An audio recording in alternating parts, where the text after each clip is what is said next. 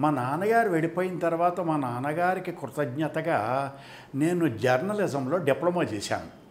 I qualified journalist. ఆ qualification కోసం అందులో భాగంగా కొన్ని వ్యాసాలు రాయాల్సి వచ్చింది. అలా కొన్ని వ్యాసాలు సమాచారంలో రాశాను.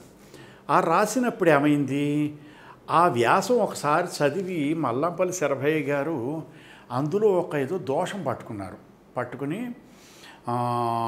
చూడు, నువ్వు ఒక్కటెప్పుడు మర్చిపోకు, నన్నయ్య గారిది నీది ఒకటే గోత్రం, గుర్తుపెట్టుకో అన్నారు ఆయన.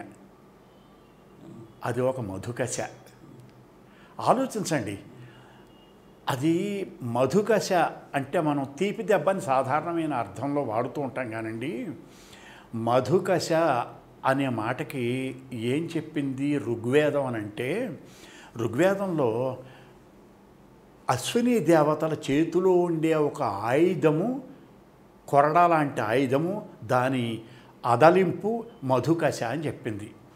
ఇప్పుడు దాని స్పర్శ వల్ల, దాని తాకిడి వల్ల సోమరసం మధుమయం అవుతుంది అని ఋగ్వేదం చెప్పింది. ఇప్పుడు ఈ మధుకశ వల్ల ఏమైందంటే, నా జీవితంలో ఒక స్వభావరీత్యా నాకున్న సంస్కారం అయ్యి ఉండొచ్చు, లేకపోతే ఆయన చేసిన మధుకశ మందలింపు అయ్యి ఉండొచ్చు. దానివల్ల ఏమైంది, అయ్యో నేనేం చదువుకోలేకపోయాను, ఇక్కడి నుంచి మొదలు పెట్టాలి, ఇక పైన నేను ఇంటి పరువుని ఎప్పుడు మంట గలుపా అని రాసుకున్నాను నేను. అలా ఇప్పుడు నా జీవితాన్ని ఇటువైపు మళ్ళించుకుందామన్న ఒక కుతూహలం అప్పుడు బలపడింది.